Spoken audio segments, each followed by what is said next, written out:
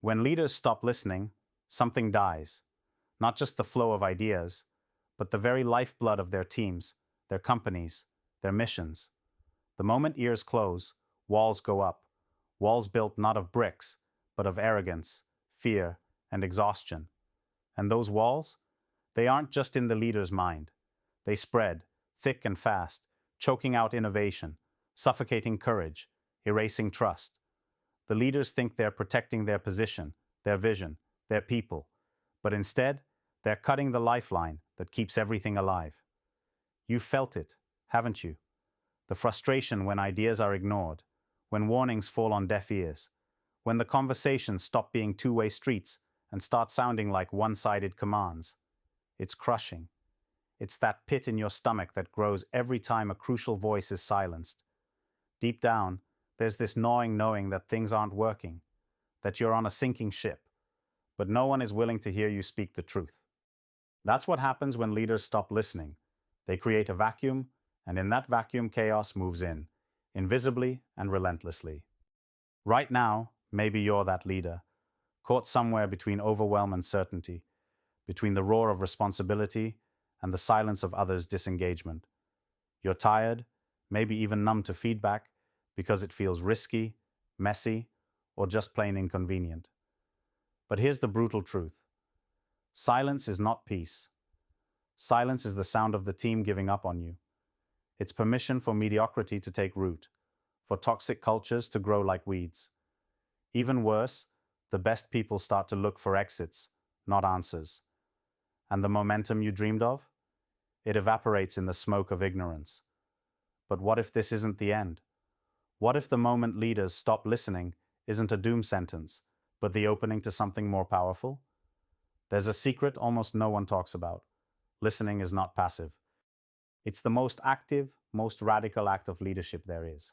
Because real listening doesn't just hear words. It picks up on fears, hopes, unspoken truths, unmet needs. Listening is a weapon when it's done right. It's the way to unlock the trapped genius in your people. It's what turns chaos into clarity, disconnection into fierce loyalty, confusion into unstoppable action. You don't have to be trapped in this cycle. Right now, the choice isn't about volume. It's about quality. Stop listening just to respond. Stop listening just to prove you're right. Start listening to understand, to transform, to connect. This means tearing down the walls and inviting the hard conversations, the ones that shake you to your core.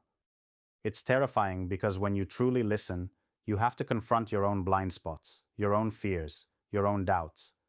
But on the other side of that terror, liberation. For you and for everyone who depends on you.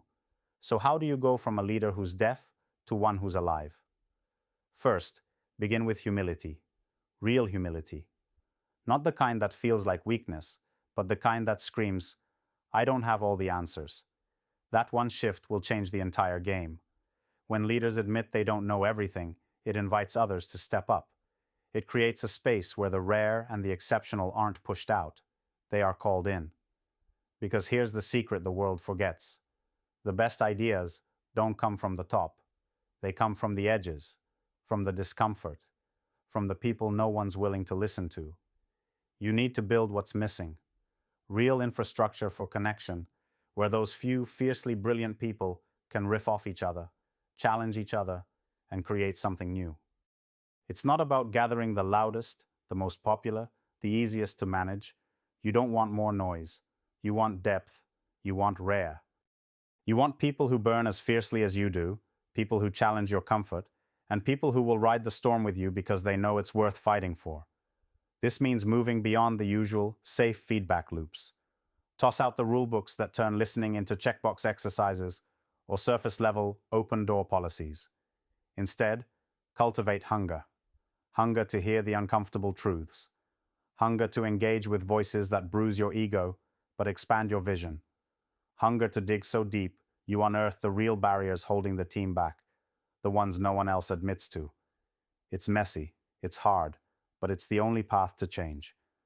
Make this non-negotiable. Every conversation you have, every meeting, every email is a chance to listen. Not just to words, but to the pulse underneath them.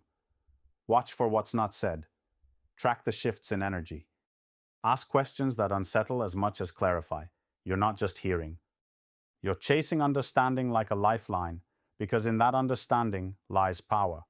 Power to reshape, to elevate, to ignite. And here's the kicker. When leaders listen, something remarkable happens. Trust explodes.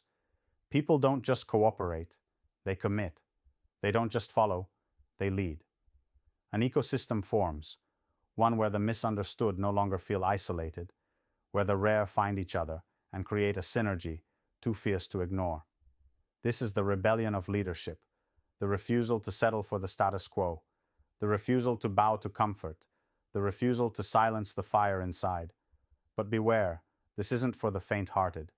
Listening like this demands patience, the ruthless kind, because progress isn't a sprint, it's a long game. It's showing up every day not just to hear, but to act. Not just to nod, but to change. Not just to take in feedback, but to transform it into reality.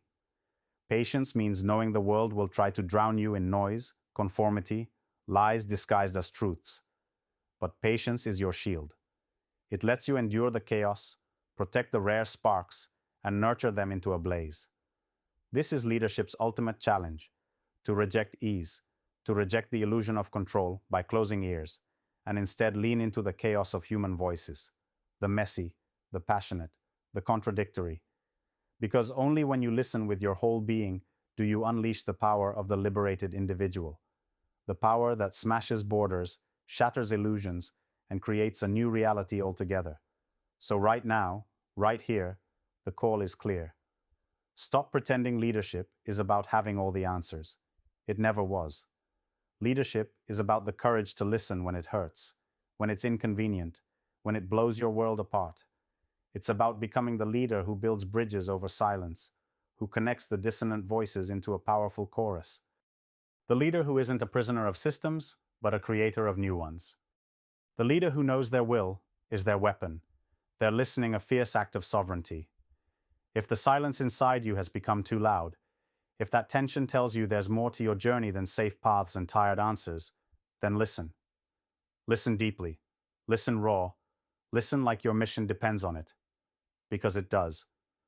The future doesn't belong to those who closed their ears and hardened their hearts. It belongs to those who dared to listen fiercely and transform what they heard into something extraordinary. This isn't about making life easier. It's about making life real. It's about building something rare in a world that fears difference. So, crack open the silence. Break down the walls. Tend to the voices you've ignored. Because when leaders start to listen again, the world's greatest power, human connection, comes roaring back to life. And with it comes the chance to create a future no one else dared dream of.